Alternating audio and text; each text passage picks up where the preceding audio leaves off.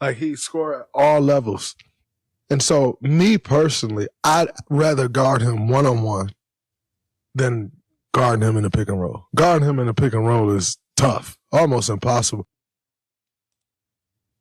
New York, big city of dreams.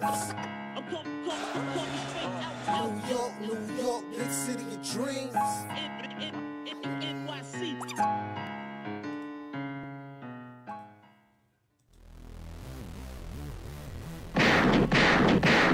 Yeah, what's going on? This is Jay Ellis from the Knick of Time show. Here to give you that Knicks talk just in the nick of time. And guess what? The Knicks did not have OG, but we still won 3 in a row, getting that revenge, beating the Golden State Warriors 119-112. So bust those shots. Jalen Brunson didn't give you 40, but gave you 34.7 assists and 5 rebounds on the night. So shout out to Jalen Brunson.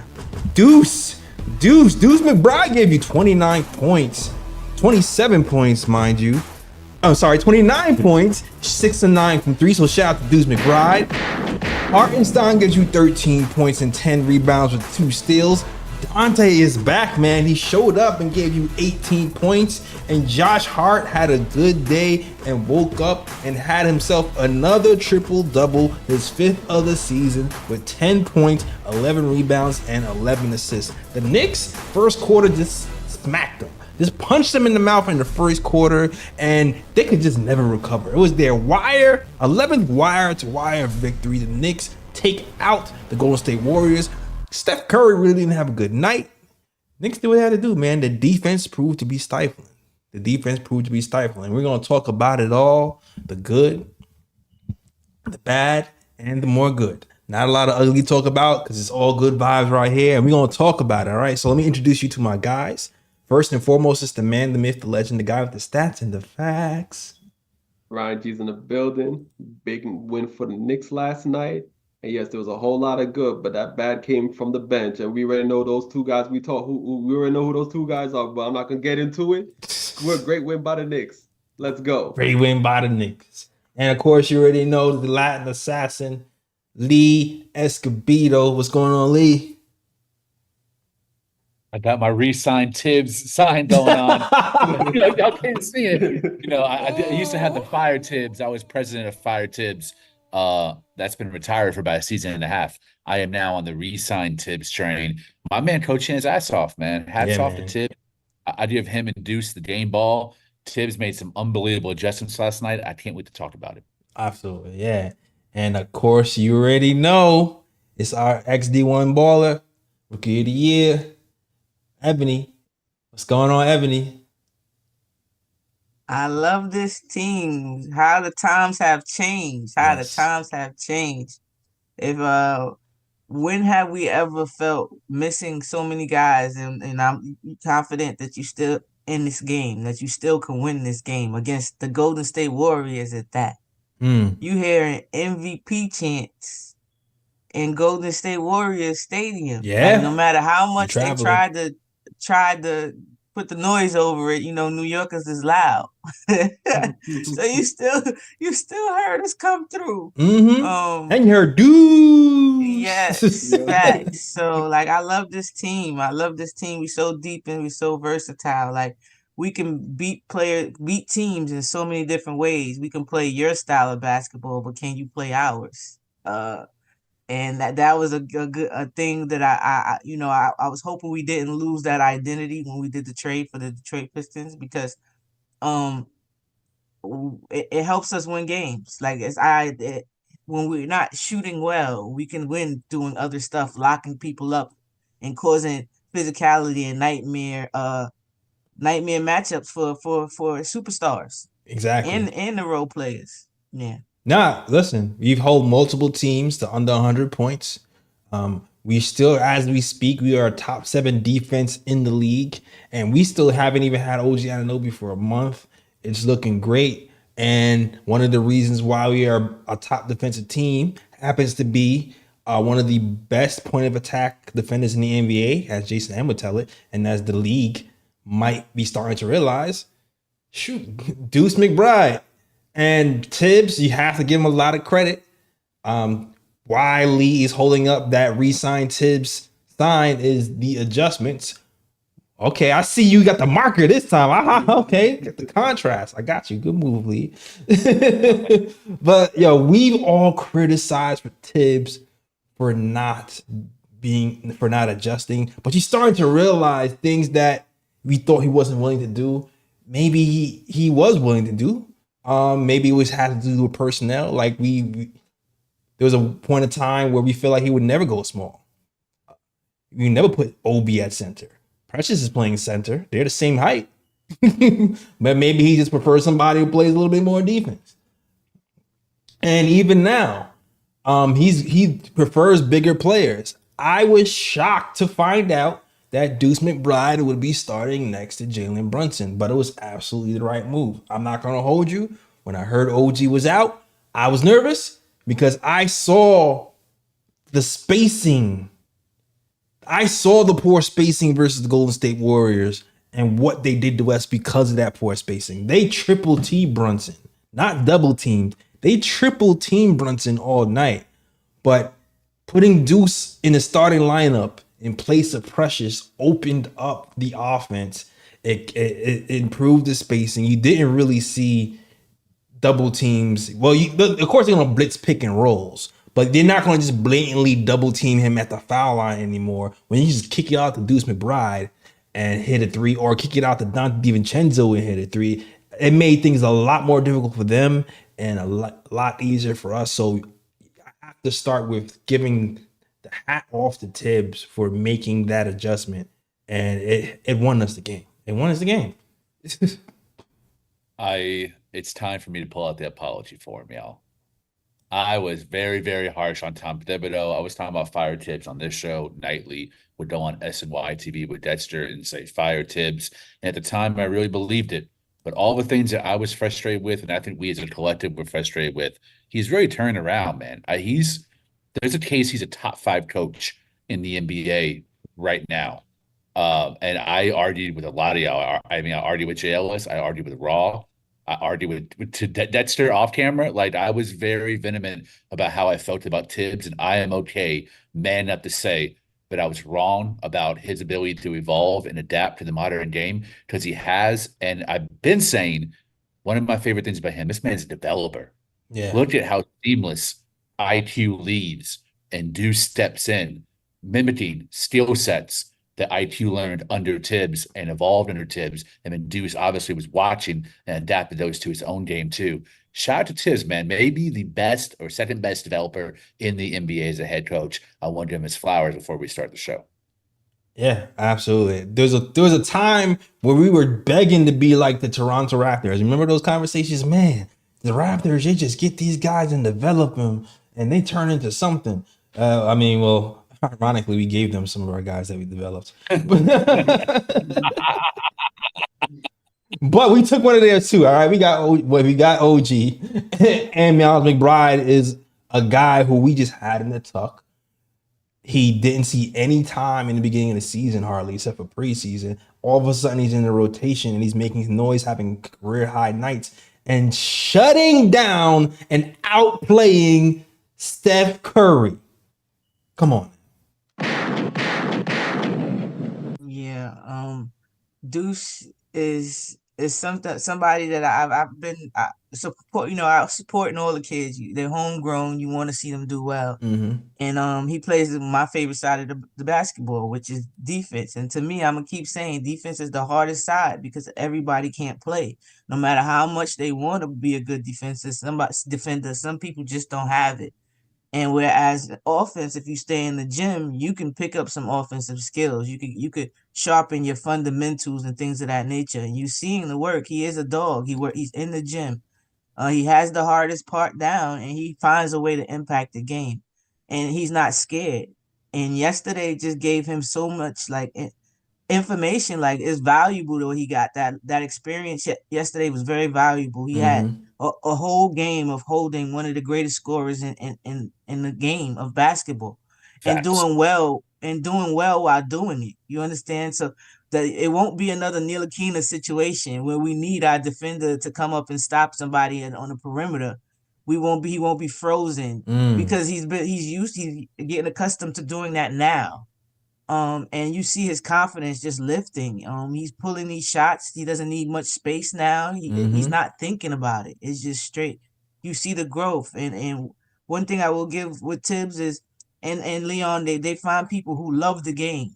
Like, all these players love the game. They love the work. So I always say it only takes one summer of you in the gym constantly to hone your skills. Now do that constantly. Now you're the type of player like McBride. You're always in the gym. So there's one summer, another summer, and you're just adding to your game. And that's the type of player that I see McBride becoming. Like, he's just gonna get better as he gets to play. Yeah, and I just want to add right quick. I wish I remembered who tweeted this on Twitter, but there was a person that was tweeting about the Knicks, and they said something which I think was very profound. And the person tweeted that because he was basically giving Thibs his flowers, and he was basically saying that for those who say that Thibs is not a player's coach, they're wrong. Thibs is a player's coach for dogs, meaning that you have to be a certain type of player to play for Thibs. And when you're that type of player, you flourish in his system. And if you look at the players on this team, McBride, he's a dog. I mean, come on, you play 47 minutes and you're playing both sides of the ball, and you're locking down one of the best players in the whole league in Steph Curry. Like, do you know how much stamina you have to do that? Incredible. Crazy stamina. And the fact that he had Steph Curry in chains in the first half. Steph Curry couldn't buy a basket. Of course, Steph Curry, found a little bit of rhythm in the second half, was able to knock down some shots because he's great. You can only do so much to keep a great player down. But in the first half, Steph Curry couldn't buy a basket. He had him locked up. He won't let me out. That's exactly what McBride was doing to him. And and overall, the Knicks just came to play. You have to give Thibs his props, putting McBride in the lineup and putting Achua on the bench, seeing what the Warriors did to the Knicks at the Garden. When he started Achua and Hardestein together is definitely showing that Thibs is evolving. And I like the way that Thibs is kind of like, as Ebony would say, freestyling with his lineups a bit, because he did the same thing in the game against the Kings, and he showed it against the Warriors as well.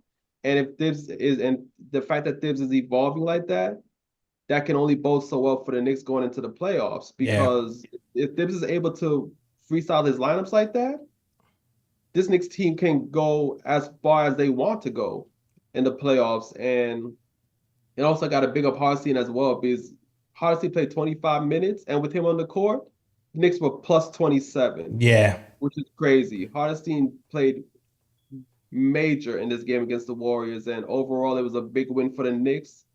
3-0 on the West Coast trip. I was not expecting this. If they can get that last one in Nuggets and make it 4-0, let's go.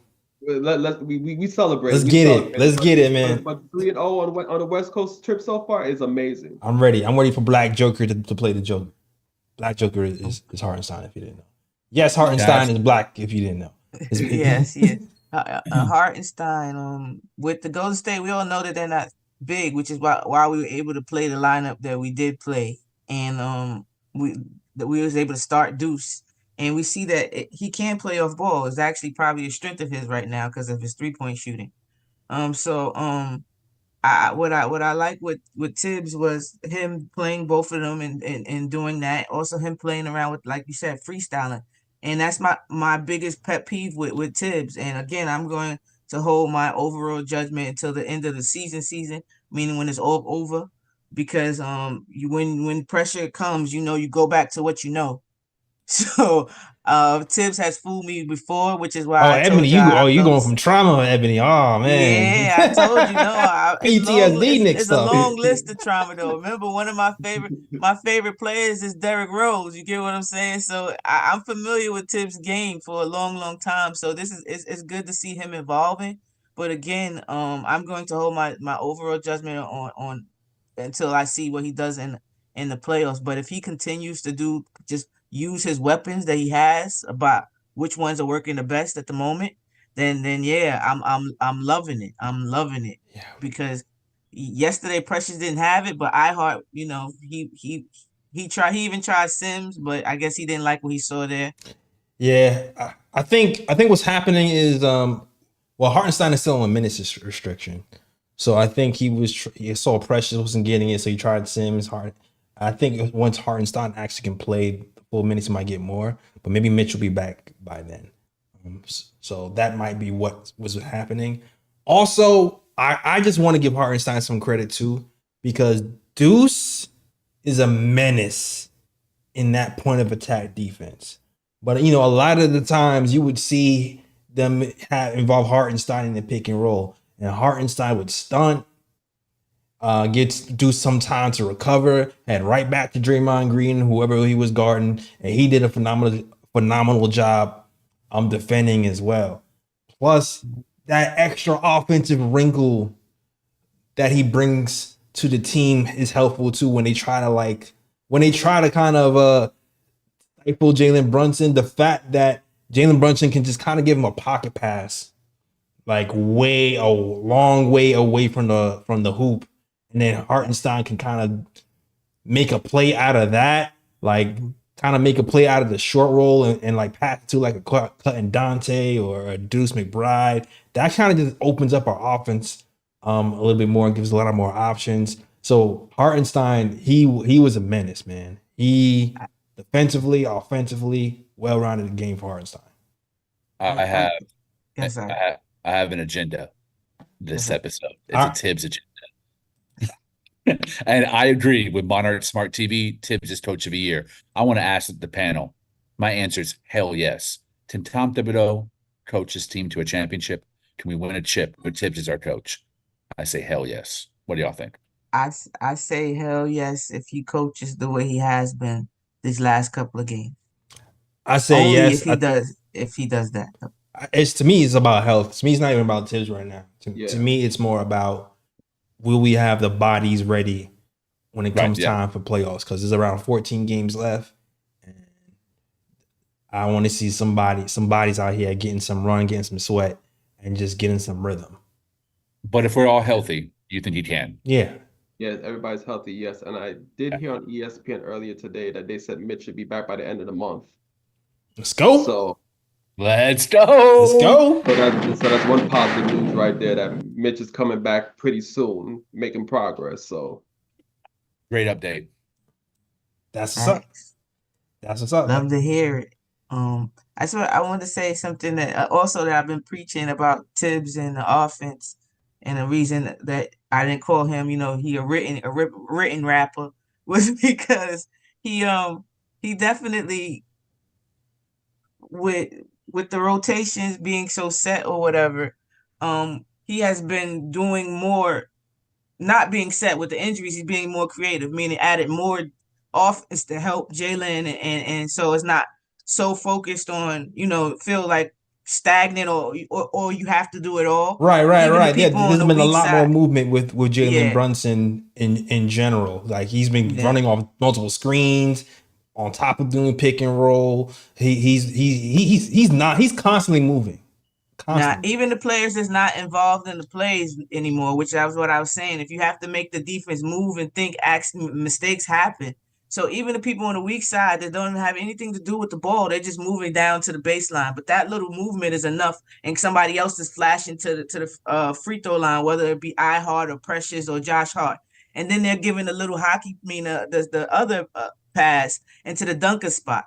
That's why I said there's a lot more movement. There's a lot more moving pieces now. So if you plug a lot of Mitch will be okay in this instant. You get what I'm saying? Because we're flushing it. Even Julius Randle, we're worrying about the bully ball that he brings in his shoulder and the physicality. With the amount of movement we're doing, maybe he could get cheap, easy buckets like that where his impact doesn't need to be felt by just bully ball. You understand? Yeah. Like his presence also can be part of the offense where he doesn't have to just be banging that shoulder all the time. Maybe we can get him a couple of easy baskets, either in the dunker spot or or I'm pretty sure that jump shot looking nice right now, or wide open 3-pointer for him at the 3 or the Yeah. free throw line. I am curious to see how implementing Julius into this new system, where it's a lot of reading and reacting now. I wonder how that's going to affect him. Is he gonna? Are we gonna go back to more of the ISO-ish thing where Randle is drawing the doubles and kicking out, which I don't mind. Like for me personally, I would like some more of a hybrid. You know what I mean? Because I do feel like Brunson has gotten a lot of wide open looks because of Julius Randle and be able to kind of draw double teams and kick him out. But I also like the movement. I would like to see more of a hybrid moving forward. So I'm wondering how Tibbs and the coaching staff sees Julius Randle being added to this. I really thought, to keep giving Tibbs his flowers, I really thought the decision to start Deuce McBride over Dante DiVincenzo was brilliant and shrewd, because I heard that talk about how Dante had a conversation with Tibbs, and Tibbs told him just to play his game and not get too hyped for him returning to Golden State. And he's very friendly with a lot of those players that are still on the team, the coaching staff. But there's a lot of probability that Dante would have still been too much in his head as a starting player, and maybe trying to lock down too hard on Curry and drawing a lot of fouls and getting Curry in rhythm that way. But having him come off the bench, he negated that possibility and has best on-ball defender guarding Steph, so that Brunson didn't have to worry about that responsibility either, and Brunson to guard that project player at the 2. I can't even begin to try to pronounce his name. But Bottle Stinsky, I don't know, whatever. They just call him Pod. They just call him Pod. He got absolutely cooked by Brunson and by Deuce McBride. But I thought that was very smart. Dante comes off the bench, a lot less pressure. He's playing against a bench unit, and he was able to chip in his 15 points or so, where Deuce was able to be completely easy and in the flow of the game. And I watched all the highlights. He's just in the corner. He's rarely dribbling. I think he had 2 possessions where he did a little on-ball action, but majority it was catch and shoot, and that is the role for him. It's not the on-ball facilitator. It's off-ball, moving around, getting set in the corners, and drilling threes. Can I join in on the Tibbs flowers for a little bit? Let's go. If you want to. From a menace to coach of the year. Let's go. You already know if you're gonna do something right, I'm gonna give you flowers. I don't like, because then I don't want to miss the game. You understand? I don't want to dislike somebody so much that you don't see the good in their play. So when somebody does something well, you gotta tell them that they did something well. So one of my things with Tibbs, another pet peeve that I had with Tibbs, was that he went confuse his system with player strengths. You know how he wouldn't take if you like Obi, he wouldn't take his strength of pick and roll and high flying and use that. He didn't do that a lot. He didn't run anything towards that. He made Obi contract to his system, like go in the corner and you better hit that 3 when I need you to hit that 3, But now more so he is working with the team. He sees that Deuce may be having issues running the team or with his handle at points of the season against certain defenders. So he's playing him more off ball, making him cut and things of that nature, give guard to guard screens. And he's using his 3-point shot to help the team, to help the spacing for his other for Brunson, and also the defense. His defense helps Brunson too. So yeah, just Tibbs being versatile and using his individual player strength. That Josh Hart is not that comfortable taking too many threes. Having him flash, or even in that dunker spot, cutting from the baseline, that area over there where he's good to slash, using his strength to help the team. So I see little things like that Tibbs is now doing to help. Right. Everybody is not going to be Jalen Brunson or Julius Randle. Nah, hey, and Lee. Dante did start. Dante did start. Yeah, it was precious. I was wrong. I meant McBride starting at the 2 instead of Dante typically at the 2. Got you. But yeah. Sorry, cool. Yeah, no, you're right. You're absolutely right about that. He's playing to his strengths more. I did wish he gave Obi more pick and roll touches, but that's not what he is right now. I think the combinations he's using a lot better. The Josh Hart thing, where he just has Josh Hart being a playmaker now, and just slashing and kicking out and surrounding him with threes is absolutely the way to go. Josh Hart being camped out in the corner looking for threes is not the way he should be used. So having Deuce here, having Dante here, and then having Jalen Brunson here, it's going to be easy pickings for Josh Hart to get 9-10 assists when you're just diving down the hole hard. And it's like, okay, if you're going to show, I'm passing it out. If not, I'm going to the hole. I'm getting those 2 buckets. So really good adjustments from Tibbs all the way around from the rip. And yeah, all good points. All good points. Salute to the chat, though. Hold on. We got a lot of people in the chat. We see you, Alberto. We got a lot of people in the chat. 125 in the chat. Shout out to everybody who's rocking with the KOT show. If you like the show, hit that like and subscribe. We're here usually after every game. Right after the game, we talking Knicks basketball. But right now, it's a West Coast trip, so we doing the next day thing. That's what we doing right now. Yes. So shout out to Fritz Alexander. Shout out to Monarch Smart TV, Ricardo Custer. Shout out to Alberto Ramos. Shout out to, I've seen a lot of people. Cat Quest, Pigs for Timmy, Kev Guapo, Frank Sound, Charm Boy 72 Abel. I think I saw Jay Boogie in the chat that closed a shout out to Jay Boogie. Everybody else is rocking the show.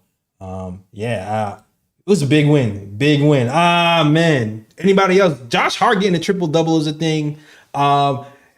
Do we still have to? Can we still sing the praises of Jalen Brunson for having another phenomenal game? Because he's still doing this thing where he's just making this look easy, where he's doing so well that people are like, I feel like are sick of talking about him. But but he's just doing this so effortlessly. He's averaged 30 points a game last month with no help, with no Julius Randle, still being efficient. The rules have now kind of shifted in the NBA where you can get even more physical. And you shout out to the analysts are talking about how it's affecting a lot of teams, and they feel like that's a lot of the reason why teams aren't scoring as much. But for Jalen Brunson, y'all seen the video of him training with his father when he was 10 years old, and the father telling him to push through pain, having him doing drills in the hot sun when he had the option to go in the gym.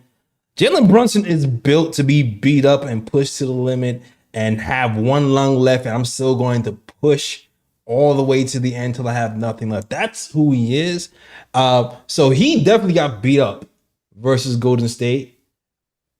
Smacked in the eye, got hit in the head, kept getting up, kept getting buckets. You can't stop this guy. He's a tank. He's not just a 6'4", a 6-foot guard. He's a tank who's shifty. You can be a 3-level scorer who can hit threes. And this beat him up type of style is perfect for Jalen Brunson. It's not pretty to watch because you get pissed when he doesn't get calls.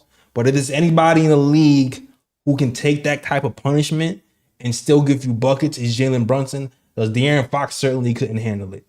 All right. Steph Curry, you saw he's losing his legs. He shot 30% from the field. So this type of rule change is really is playing right into the Knicks' hands. This is our ball. This is like home court advantage now. Like, yo, where are you gonna play like us? Like us? Bet. I feel like us in Miami might really start to handle some teams with the style of play. This is one rule change that it might go in favor of us for once. Normally when we get close, they change the rule and it affects us crazy, the opposite way, the negative way, right? Mm-hmm. This might be the one time, this is the turning point for us where they change the rule and it benefits us. One thing about Jalen Brunson is he's a cerebral, you know what I'm trying to say. It's kicking my butt right now. Mm-hmm. But he's that player with a high basketball IQ, you know?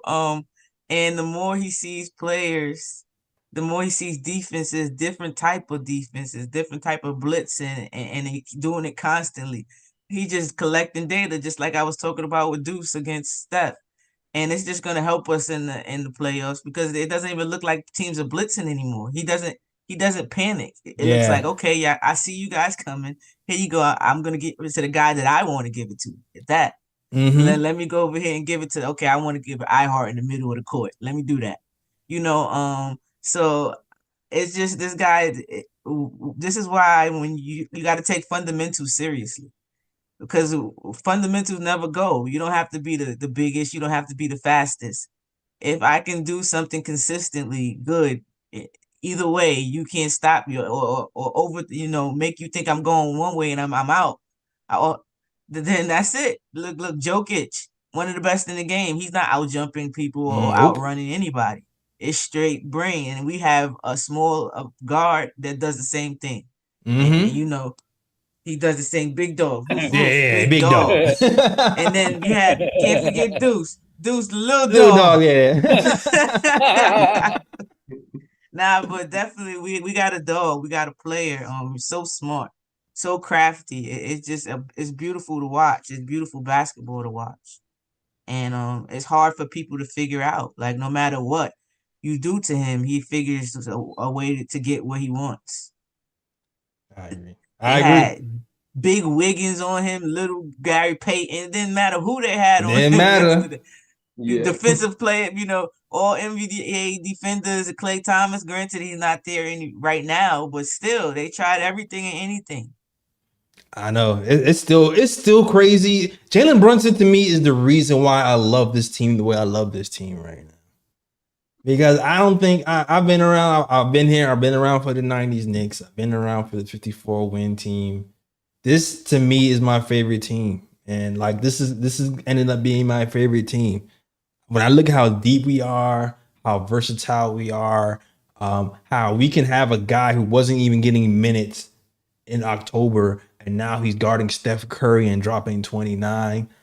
The moments that we're building with this team, it's to me like everybody here is like a foundation to a run that can be had for years to come if we really do this right. And it looks like we're doing this right. And just the fact that we have a point guard, an all-star, clutch, superstar in the making point guard on our team, that's what New York is. New York wants those point guards who can make plays and make shots. And not only that, be a leader. And I think that's that X factor why I love this team so much, because even though we've had talented people here, and I love everybody here from Melo to all those guys, I think the leadership aspect of Brunson is that X factor. It's the X factor kind of raises all the ships, that tide just brings all the ships with them and brings them up to the top. And so I think it's the combination of that clutch gene, that dog, plus the leadership, plus the personalities on his team. Everybody's willing to work overnight on their game and night in and night out. All those personalities together, making this my favorite team to watch. I'm loving it right now. Hot take time. I think Jalen Brunson has the potential to be the greatest Knick of all time in franchise history. He has to win a championship, but I think if he even delivers just one, I think he can go down in history as the greatest Knicks player to wear orange and blue. And I mean, listen, no one's won a chip since 70. What was it, 72? 73. 73. With Walt Frazier. So if you won one chip here, you're in the conversation. One chip is in the conversation. The way he's knocking down records and being so efficient, he stays in a Knick uniform, the jersey's going up. Like, that's not even the question. Like, if he stays here for years and there's no injuries, like, the jersey's going up. I can already see that. Facts, without question. Without question. You win a chip, cemented, statue. Statue. That's it. That's it, man. I forgot we talking about chips, and I forget because I've been a big Josh Hart defender too, and I was trying to I had said Pikachu earlier for Deuce, and I was thinking, nah, that's not him. That's a little dog. You got big dog Brunson, little dog Deuce. So I gotta give my guy You can't hold on. Why the blur won't let me be Pikachu. great? You see Yeah, Pikachu Pikachu. chilling in the tower. He in the tower. Oh, you can't hold on, Pikachu. You gotta go. That's my man Josh Hart. We're on the lookout. Whatever you need him to do, he there. You know Yeah, what I'm man. saying? Looking Doing out for his everything. teammates. Doing everything. Everything at 6'4", like I mentioned before, like he's not gonna be Julius, but he can do that work in that Julius area. And you see that a lot. And the fact that what was before people couldn't match up with Golden State at small ball, that was something new, you know. And now you got teams beating them at their own game, and for it to be the Knicks to do it, like that's crazy because we really not done small ball before like Yeah. this. Well, we Yeah. really changing the way you play. Like even the way we even using Jalen Brunson from the first day that Randle and OG went down to now is completely different. Like Tibbs has just been adding things to the offense to get Brunson open off ball, running it off screens, pocket passes here, double screens, and then swing the ball on the other side. This stuff that we was doing after the injury happened that I didn't see us doing for the first I don't know how many games. I was like, wait, he had this bag before? Like, where was all this versatility before? I mean, I guess we were still winning, so I guess, it wasn't as necessary, I guess, but it's like, I didn't even know all this bag existed for our coaches, but I guess it did. So kudos. They evolve too, filling stuff out. That's why sometimes you say things and it might not feel like it's true, but people evolve also. Things change. Like this is the most movement I've ever seen us in having our offense. I agree. It looks very fluid, and also it's beautiful to watch. Just constant movement, and I hope it continues. Yeah. Yeah, no, for real. So, salute to the chat too. If you like the show, hit that like and subscribe. We're here after every game, talking Knicks basketball. Today we're here at the day after because it's a West Coast trip. But you know what, guys? We will be back actually on Friday. I know there's a game Thursday, but we'll be back on Friday. We're having something called Fan Fridays, where we will be putting a link in the chat, and you guys can join and be on camera with the KOT show talking Knicks basketball. There will be a time limit where you can talk for like 10 to 15 minutes, and then we can switch out people and talk Knicks basketball with whoever wants to join us. So definitely watch out for Fan Fridays. We want to try to do that every Friday. We used to do something like that before. We did it one time. We're gonna bring it back.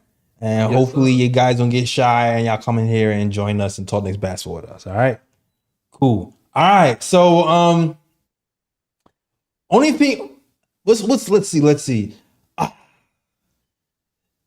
The only really blemish of this game really was the bench. The bench was a little bit of an issue. The starters kind of did their thing, but when we got to the bench, if you're looking at bench scoring numbers, it was kind of ridiculous. It was really ridiculous, actually. 60-15. 60-15 Golden State Warriors. Actually, Burks, Bojan, and Precious to me. I feel like all those three really struggled off the bench. When it comes to Precious, though, I just feel like it's a matchup thing. Yeah. It's a matchup thing. When he has to play somebody who's a lot taller, he's gonna have issues. So it's one of those things where like I don't really blame him. Because physically, like, what are you supposed to do? When like you're just throwing lobs, like that's like you just throwing a lob and the guy's already 7 feet. Like he doesn't have to do much. It's a dunk. It's a dunk every time. That's why when we did the list, I said 3 for Precious, and that Sims affords us to not be able. Sims and McBride allow us not to be desperate. I agree. Because where Precious has problems with those type of players, not so much Sims, and where Precious, I think his value more so is that he can kind of guard the Bonchero type of players, those tweeners. The tweeners. Yes, that's where his value comes in. But again, we've seen Sims be able to do that at at a decent rate of switching and staying in front of these tweeners and people who can get to the hoop also. So that's why I said that we might be able to get a lot of team friendly deals. Just maybe. We'll see. We'll see. You know my thing. If we don't have a lot of cap, I can still see Precious Bolton because of the amount of playing time that's available. I can see him getting similar money somewhere else and be like, you know what, I'm going to get 20 minutes a game here. And here, I'm only going to get minutes if somebody's injured. So I can definitely see him leaving. I hope that's not true. I hope we actually end up keeping him. But I can see that scenario. But that was an issue yesterday. And also, after having a good game, the game before versus Sacramento Kings, Burks and Bojan kind of struggled again. They kind of struggled again. And this one was a little concerning too, because I felt like they took a step up defensively versus the Kings. And then versus the Warriors, I felt like they took a step back defensively. Go ahead, Larry. Yeah. Yeah, I just want to say a quick thing about the bench. Yeah, they had positive signs against the Kings. Again, then against the Warriors, they just pretty much went back to the way they've been playing most of the season. It's concerning just from the standpoint of if there is an issue with the Knicks being healthy going into the playoffs, you're going to definitely need Burks and Bogdanovic to step up and at least play at least somewhat like themselves for the Knicks to have any chance to advance in the playoffs. And the fact that they're not performing to their best and they're just coming into these games and not only they're not making an impact offensively, but they're not making an impact defensively as well, it hurts the Knicks and it puts more emphasis on the Knicks to have everybody healthy going into the playoffs, because if they don't, and then the Knicks have to depend on these two who came to the Knicks and they're not playing like how they're supposed to play, it's going to really put a heavy burden on Brunson and the rest of the team to really try to pick up the slack. So, as I've said in the past, I'm more lenient towards Bogdanovic just for the simple fact he has shown flashes, but Burks, besides that game against the Kings, he's been non-existent, and I just have a feeling that, you know, if he doesn't show up the way he's supposed to show up, it's going to put much of a heavier burden on Brunson to really carry the load, and then have to heavily depend on McBride as well to try to carry that load as well. And McBride, you know, it's going to be his first time in the playoffs pretty much getting major minutes. So yeah, no, I agree. It's upsetting to see that, you know, Burks and Bogdanovic they're not, you know, living up to their standard at the moment. Howard Burks and Bojan have been absolute bums. It pains me to say that, especially because I fought with Jay Ellis and Ryan about a trade for Bojan early in the season, and now I'm looking like a dumbass. Went on SNY. It was like we're one Burks move away from winning a championship, and now Burks playing like ass. It pains me to be in this place. I am not giving up hope that both would turn around to at least be a version of what we're used to, especially in the playoffs. Bojan has always balled out in the playoffs with all three teams that he made the playoffs with, and I think he will with the Knicks as well. It's a shame. I don't think there's a lot of excuses why they haven't yet. I'm very excited about the possibility of Mitch coming back and Mitch providing some defensive rim protection with Bojan or so that it's less of a turnstile with the dribble penetrators blowing by Bojan for easy buckets at the rack when Mitch is there to clean things up. So I don't know if you guys want to talk about the fact that Mitch has hinted that he might be okay coming off the bench on social media, but if he does come back, I'm advocating for him to come off the bench and let Ihart start so that he can provide some rim protection for the two Detroit bums that have not played up to par yet, but hopefully will. Yeah. I mean, we could talk about it. Well, for one, I saw somebody said he's thankful for Burks' 5 points. It's funny. They both, to me, played horribly, but they had like one or two buckets that were meaningful when the game got tight. Like there was one bucket that Bojan hit in the fourth quarter. I was like, oh, thank God. It was like a pull-up midi. I was like, oh, thank God. I was like, we need that one. That was a big. You sucked for like you sucked for 15 minutes in 49 seconds, but that last You know it's minute and bad when 30. you start wishing upon the star for things to go in, manifesting stuff. Come on, please go in. Please, man. Yo, that last But, minute and 30 seconds though, man, he came through. but it's kind of crazy though because even though they hit like one or two timely buckets, at the same time they're the reason why the lead disappeared and Tibbs had to take him out the game. True. I know. I mean, the amount of timeout Tibbs was calling was like, come guys, like, like get back here. Like it got to a point where the game was like 5 or 6 minutes left. We had one timeout left. And it was like, y'all just gotta play perfect now, because if you have to challenge a call or anything, we can lose that timeout. So yeah, he burnt a lot of their timeouts trying to coach those guys up, because it was rough. It was extremely rough. There was one who was left open for three and nobody. I think Klay Thompson was just sitting there at the 3-point line, and Bojan just kind of froze, like the controller battery died. And I was just like, this is not what we need you for. I understand you're slow of foot, but you gotta process. You can't be having the dial up brain modem run and close out to the Klay Thompson. But it is what it is. I appreciate you not going too ham on me, jealous, because you and I got into a heated debate about Bojan on the Knicks. You were like, it would not work, and I was like, it would, and here we are, and it's not working. Listen, I don't have a leg to stand on right now, because I mean I didn't go as hard for Burks. I just said, you know what, I think it'll be fine. I think it'll be all right. So, and it's not going good for Burks. So I really can't. Fair enough.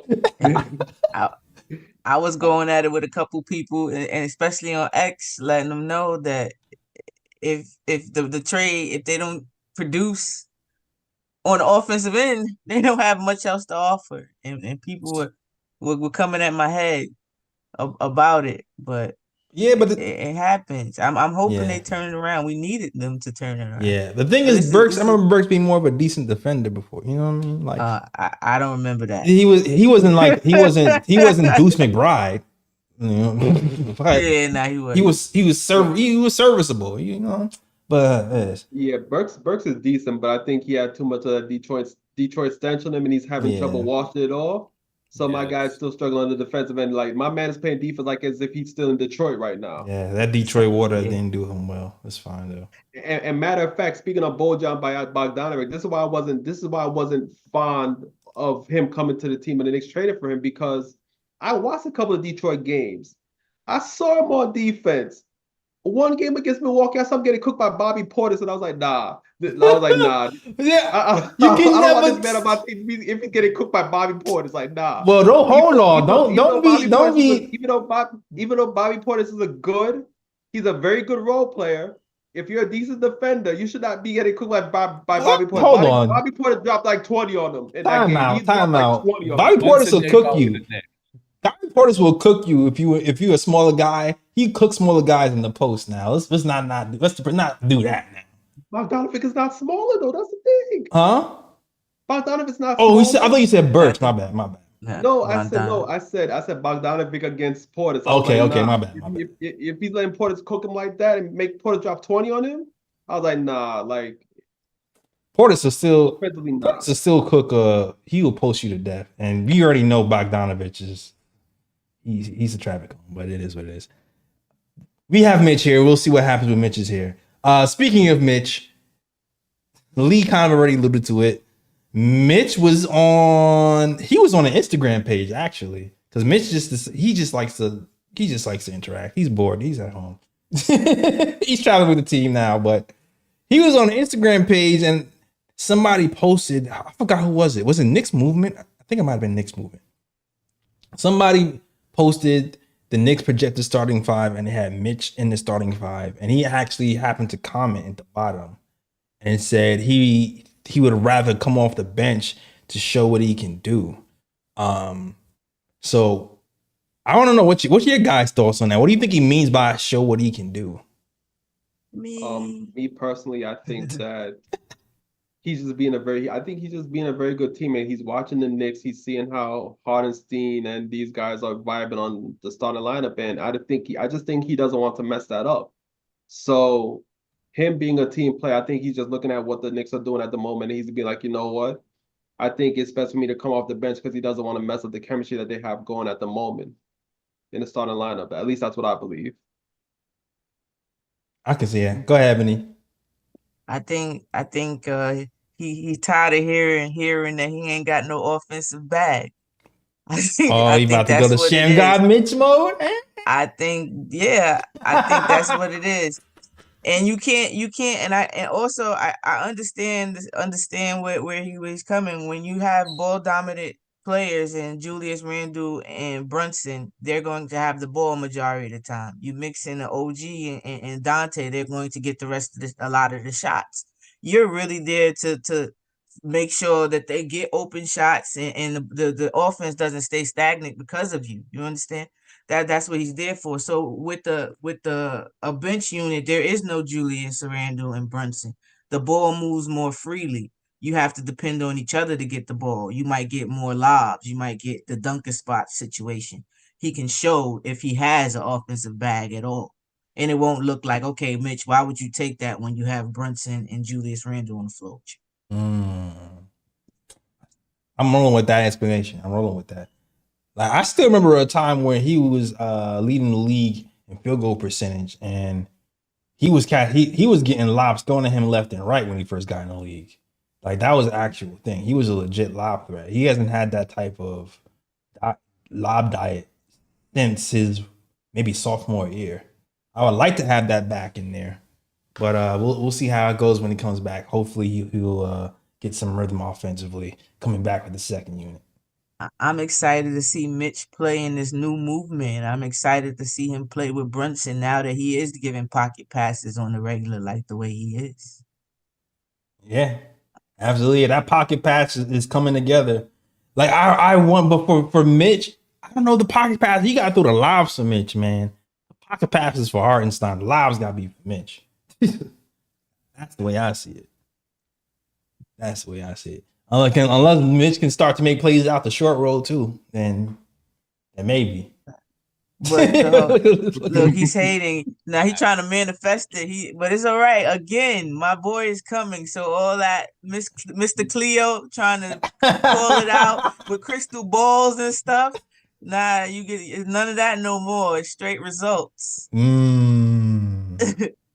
I don't think Mitch has any offensive bad, and that's okay because he's so damn good on defense. He's going to lock up everyone that he plays, and when he comes in off the bench and matches up against the bench front court, it's barbecue chicken. Mitch going to dominate on offense and defense, on lobs, on dunks, on offensive rebounding. It's going to be unstoppable. The him and Hartenstein rotation is premium center 1 and 2 in the NBA. So he don't have to come up with a sham god. I don't want to see any threes. Sham god Derek White. It looked pretty too. Yo, about his crossover. Don't play with my man and his handle. Let's not act like we ain't see Mitch cross up 3 people this year. From the 3-point line. The whoop. His handle. And let's not act like we ain't see that. We saw that. Nah. I think Mitch comes back motivated. He had a little down period of time, but again, he was with his high school coach, and he was there for his high school coach. And I know that was a time where his high school coach felt like it's now my time to be here for him. So I understand that Mitch, and it's probably the reason why he's coming back earlier than expected, because he had somebody there, like somebody else, to make sure he did what he had to do, like his in-house trainer almost. Heard you.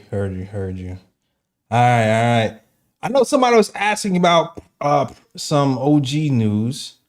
So no really big news from OG. There's no really timetable for his return or anything.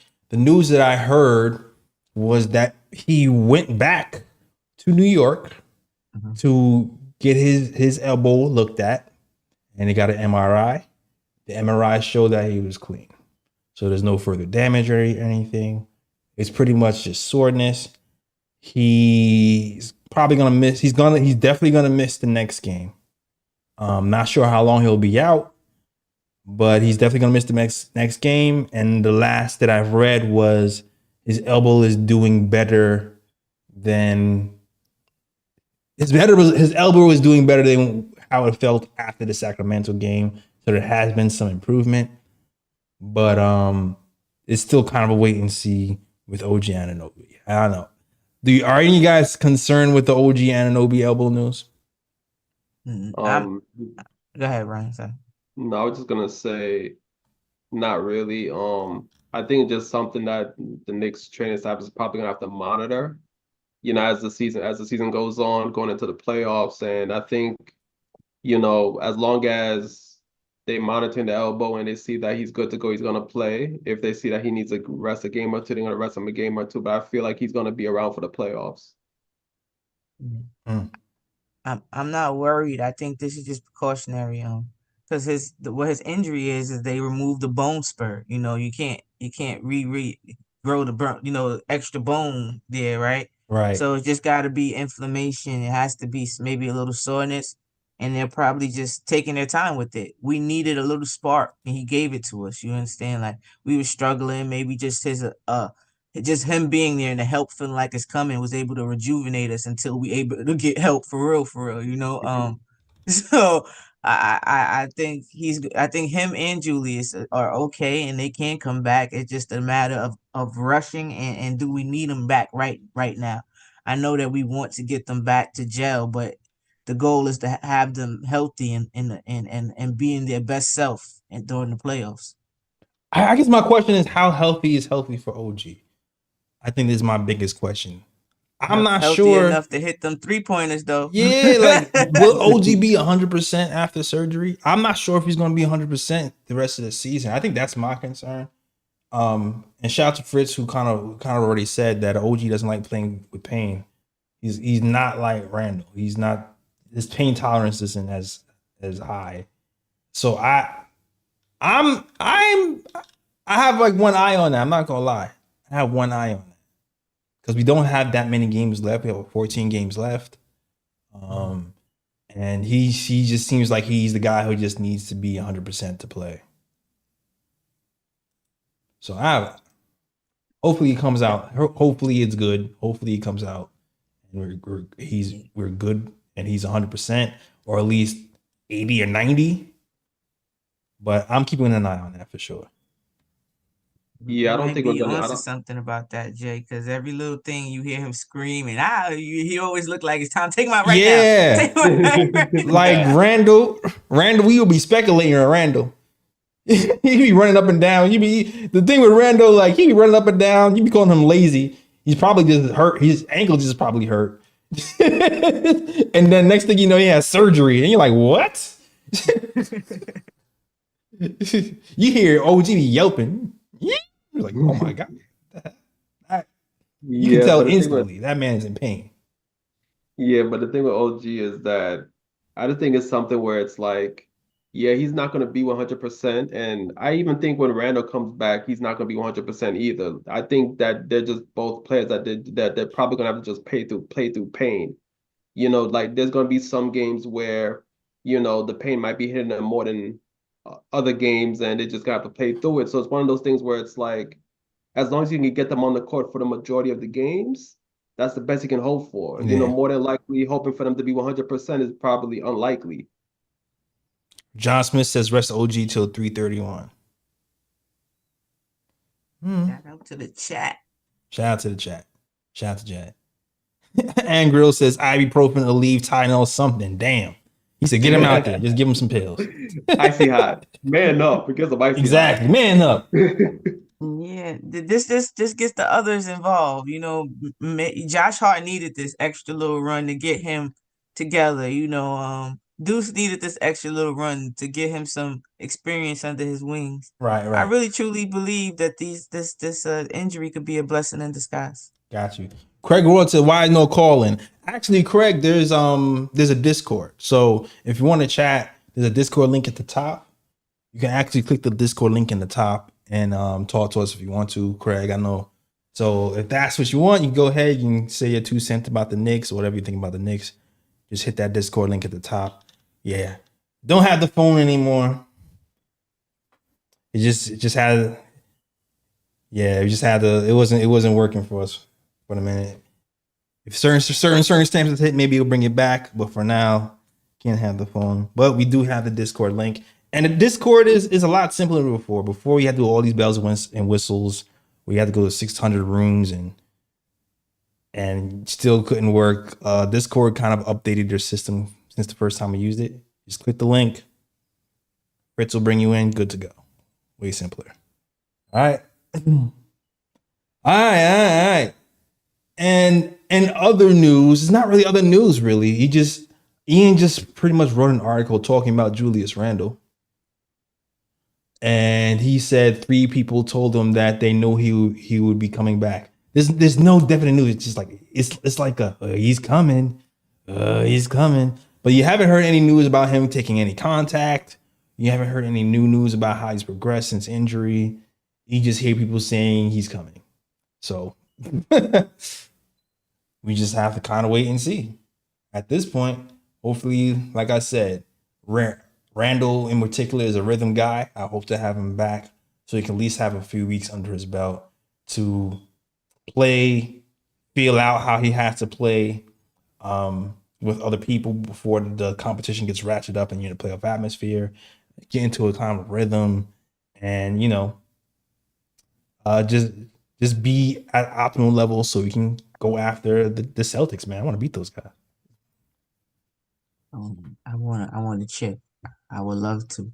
Hell yeah, I want to chip. Because as good as Brunson has been all season, people still really try to discredit him. The fact that he's still not on the top 10 MVP ladder board, and the likes of people whose teams are struggling and barely in the play-in are on there. Bruh. We need to have a discussion, and maybe I'll do it. Look more into it. Doing a detailed video. Who knows? What is the MVP? Because is it just numbers? Is it just your numbers, or is it more than numbers? Because there's a such thing as empty stats. You understand? Absolutely. It's different when you're playing for nothing and you're averaging 30 and you're taking all the shots. You're not you're not playing for anything but your stats. Versus somebody else who's doing the same thing and their team is winning. I don't get it. I absolutely don't get it. I saw a list. I don't know if it was an official list of what, but I definitely saw a list, and I saw Anthony Davis and some other guys on the list. I'm just like, correct me if I'm wrong, but aren't the Lakers fighting for a play-in spot? KD. How do you have Anthony Davis over Jalen Brunson when we're in 4th and solid and you're fighting for a play-in spot? I don't even get that. That's just crazy. And he's doing it without Julius Randle for a month and a half. Like, you have LeBron with, like, I don't understand. Like, I don't understand the logic of that at all. Yeah, it's just one of those things where it's like you have to eventually turn that disrespect into respect. And unfortunately for the Knicks, the only way the Knicks players are going to get respect is if they take it. So the playoffs are coming. They're going to have to take that respect because people are just going to stick to their old narratives about the Knicks, and they're not going to show much love to the Knicks despite the fact they're playing so well, and not give much credit to Knicks players because we've seen the disrespect all throughout the season. Various different people on all these networks, throwing shade at Knicks players and not really giving them the props that they deserve. So you have to turn that narrative around, and the only way you're going to do that is if when the time comes for you to step up, when there's playoffs on the line, championship on the line, you have to step up and take that respect. And the Knicks have a chance to do that this upcoming playoffs. I agree. I want nothing more but for the Knicks to go to the finals this year or win a chip, just to shut up all these people who say he's not a 1A and talk snack about the Knicks. And I definitely want to see Paul Pierce in a Jalen Brunson jersey. Right? I'm waiting for that. I'm waiting for it. Listen, I will Photoshop Paul Pierce in the Brunson jersey myself if we win the first round. And I will add him. I will add him. All my crazy. All right, I'll just put Arthur in a Jalen Brunson jersey, and then it'll be like Paul Pierce wearing Arthur the cartoon. Mm-hmm. The Aardvark. I hear you. You guys have anything else on your chest that you want to get off? Any questions you want to ask? Anything on your heart? Y'all already know how I feel about Jalen Brunson. Jalen Brunson is what? Best point guard in the NBA. Listen, you heard it here first. I think there's three things I think about when I say that statement and why I think he's a legitimate MVP candidate. He's unequivocally the best player on the team. He's a leader, and he makes the guys around him better, from Josh Hart to DiVincenzo to Isaiah Hartenstein to Precious Achiuwa. And he's not a foul merchant. He's not one of these guys like Shai Gilgeous-Alexander. This is not disrespect to him. Or Luka Doncic, who did not a majority, but a solid portion of his points going to the line and making free throws. Brunson is not someone that the referees right now are giving superstar calls to. He is someone who is having to earn every single bucket that he gets. And typically, a lot of the buckets he scores around the rim, he's getting fouled at the same time, and he's missing out on three-point opportunities and one opportunities around the rim. Brunson is that guy, and the amount of ceiling he's shown from last season to this season, to me, the sky's the limit. I think there's a point in time where we could say Jalen Brunson's the best player in the NBA. That could be next year, but it certainly will be when he hoists that Larry O'Brien trophy over his head when the New York Knicks are a champion. I'm going to be saying it then. I believe in signs, y'all. Spider-Man told me. Spider-Man told her in the game. You ain't shit. Must be I'm true. playing the game, and what pop up? Boom, Madison Square Garden.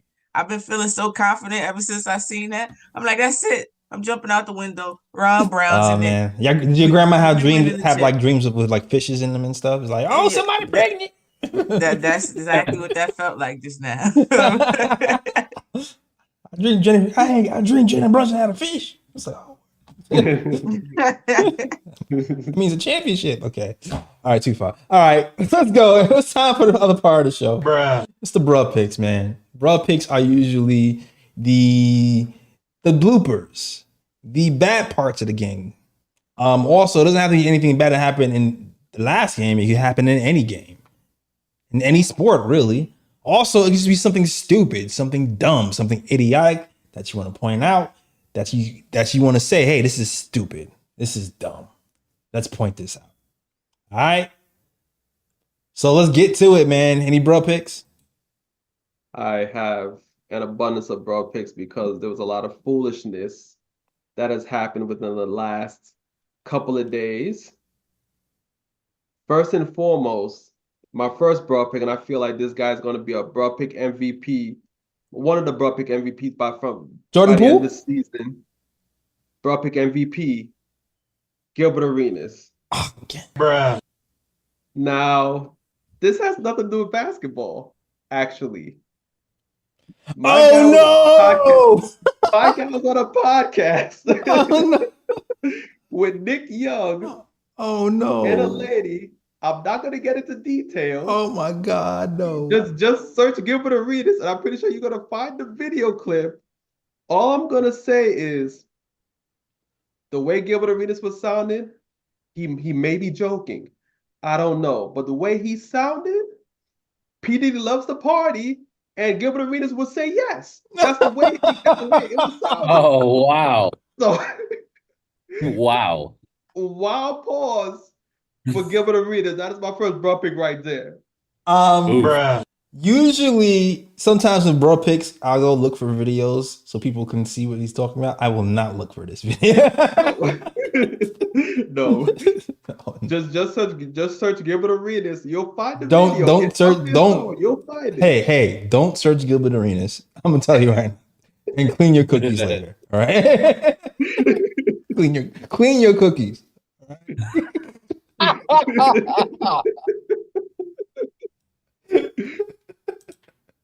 My next broad pick goes to Anthony Black and Grady Dick because I don't know if y'all saw, but the Raptors. I knew this was coming.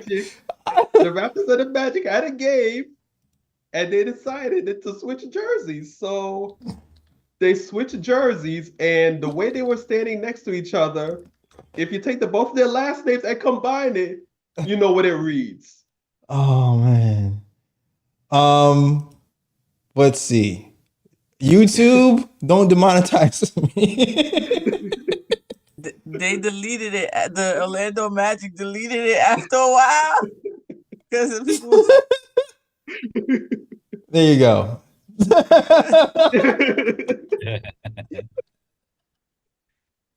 I was seeing comments in like Instagram when they had this picture and it said, "Now doing with Derek White." They was doing a lot of one. It was somebody else too. I forgot the name. Who they say Kevin Love. maybe it was Kevin Love. And you should see the interview of him asking about that. He's trying to keep a straight face and he's failing like miserably.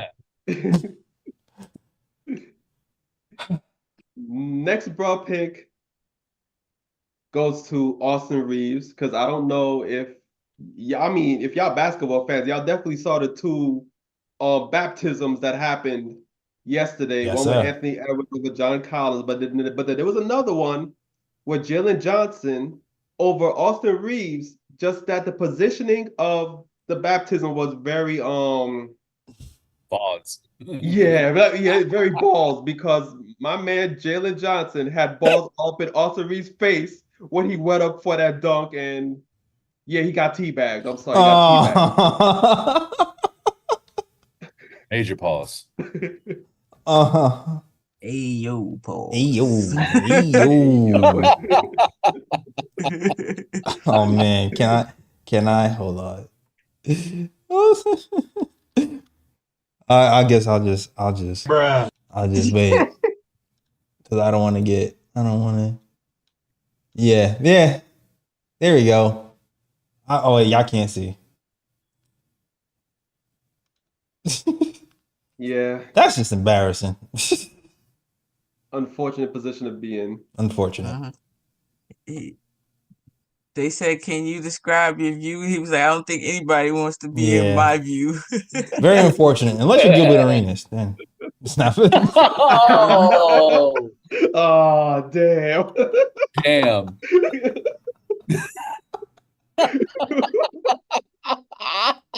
Yeah. Wow. Yeah. Joke of the night. For real. My next broad pick goes to former Knick great Evan Fournier.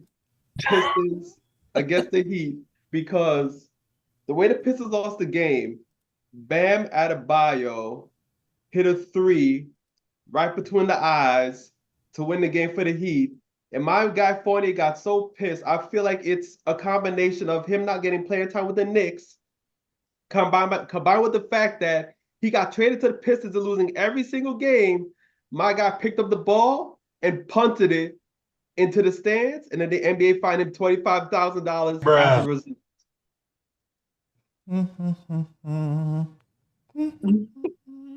Fournier not playing defense as always. Oh.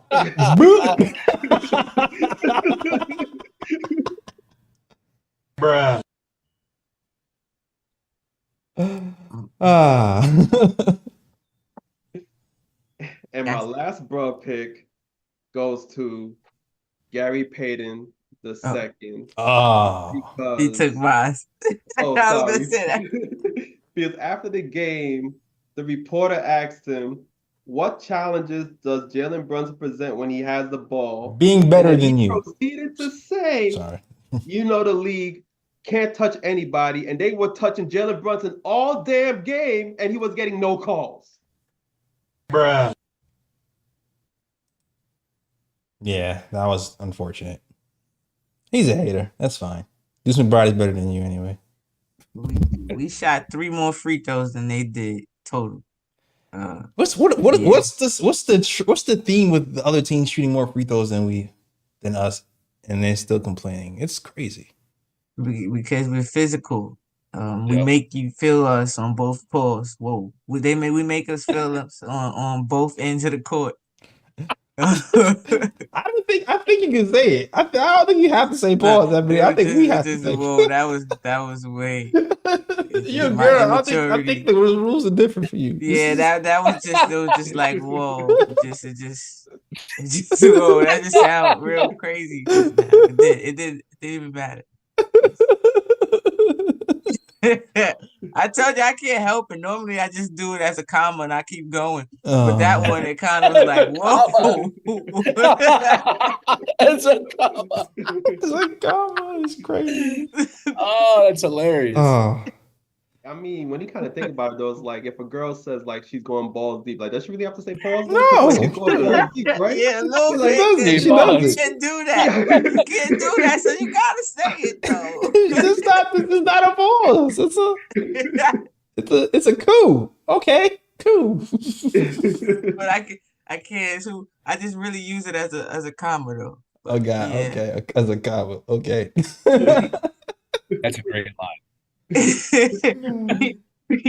People they get mad when you get beat up by somebody that you don't expect to get beat up by. If they're not faster than you, they're not stronger than you. That they're here the media talk about this and who is this team? This is not what the media is talking about. Right. You get what I'm saying? Mhm. So it makes them upset, and to get beat by is basically skill. He's beating you skill. He's outthinking you on every play. Yeah. So you feel like somebody playing with your intelligence might make you a little salty. Especially because you're supposed to be a defensive guy and you can't do your job. So I understand.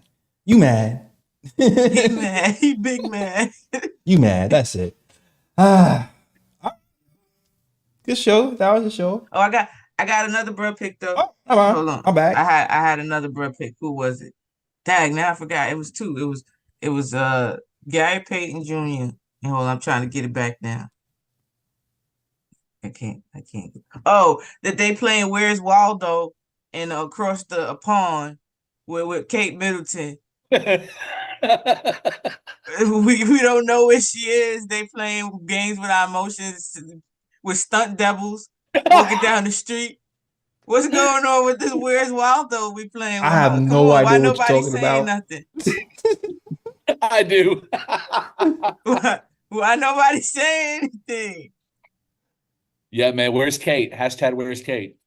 Jeez, that's gotta be scary. And people just like, oh, well, she's having surgery. She went from having surgery to taking strolls. Where they do that at?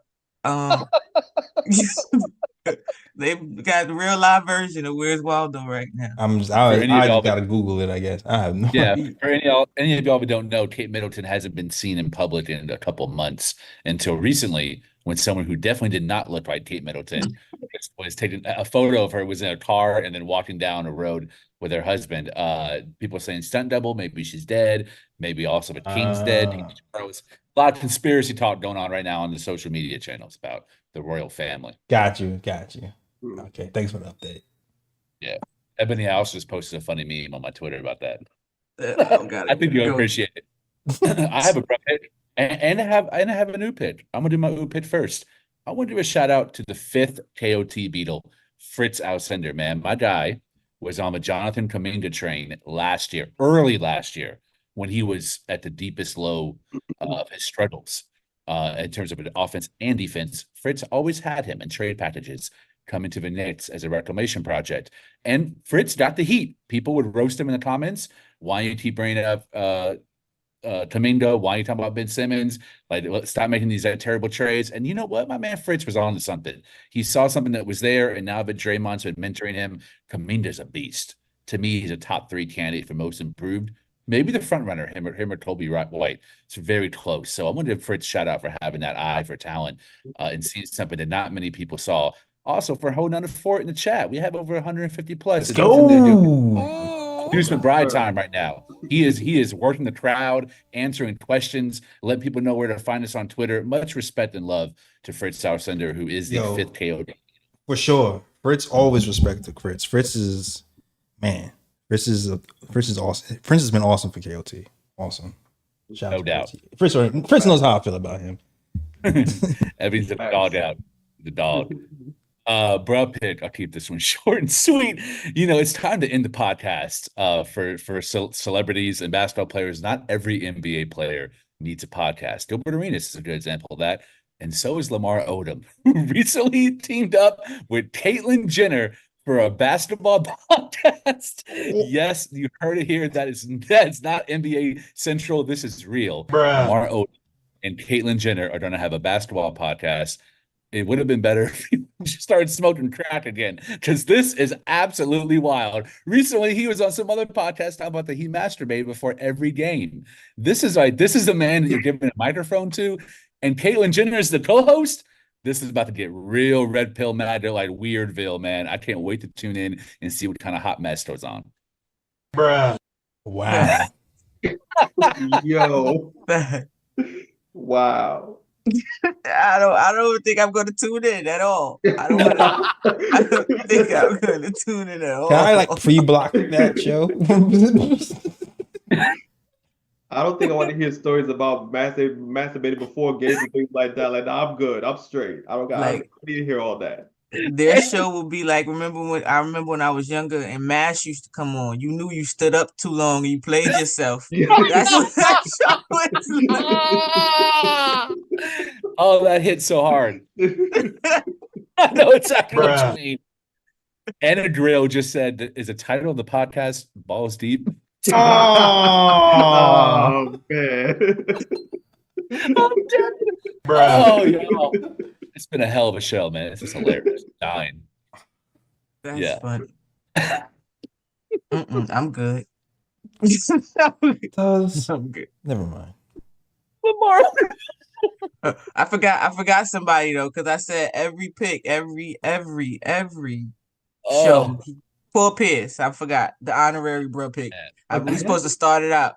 Just cause, remember every show he probably said something I agree. wrong. So just Paul Pierce, Paul Pierce. Even though he did something stupid today, bruh. Universal, bro. he breathed today. He breathed today, so yeah, bruh.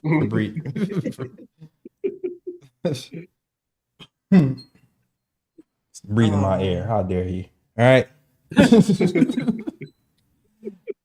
Wow. Who thought that was a good idea? Who did that? Who said, let me give these two a show? Yeah. It's a good question. Oh, boy. Nah. We said, we see Cameron and Mace. We might as well try. For real. Y'all close. Y'all was in the same family condo, right? Let's get them together. From Dipset to Paul set. Man. Oh boy. Nothing but masturbation stories and crack stories before games. Jeez. I got a funny feeling they're gonna be using pause more as commas. Yeah. No doubt. Oh, man. Yeah. I'm gonna start saying commas from now on. Yo, comma. That's crazy. That's a show, man. That's a show.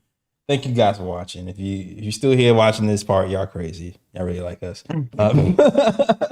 But shout out to people. Shout out to Ariel, Jesus. Shout out to you. Shout out to Angrill. Shout out to Big Chino. What's good, Big Chino? Love Big Chino. Yeah. Big Shout out Chino. to Big Chino. Everybody else is rocking with the show. If I didn't shout you out, it's not because I don't love you. I just miss you. All right. Shout out to John Steve 17 as well. We'll be back. Next game is Thursday. Next thing is Thursday. We'll be back Friday though. We'll be back Friday. It'll be Fran Friday. You're gonna have a link in the chat. You can be on video with us talking Knicks basketball. If you want to do that, come here in the chat and talk ball with us. All right. There's people will be like, yo, I want to be on the show. This is your chance to be on the show, on cam, with us. All right. It's gonna be time limit. It's gonna be timed, but you can do it. All right. Cool. That's the show. Thank you guys for watching. Yo, please hit that like and subscribe and share. I said share before, and some of you guys actually did share, and I really appreciate you guys because now there's like different people in the chat. It's like, hey, somebody recommended me, and I seen them here a couple of times talking with us. So shout out to the newcomers here. I hope you hit that subscribe button and join us after every show. All right. Well, that's the show. Thank you guys for watching. Ariel said least take sucks. Talk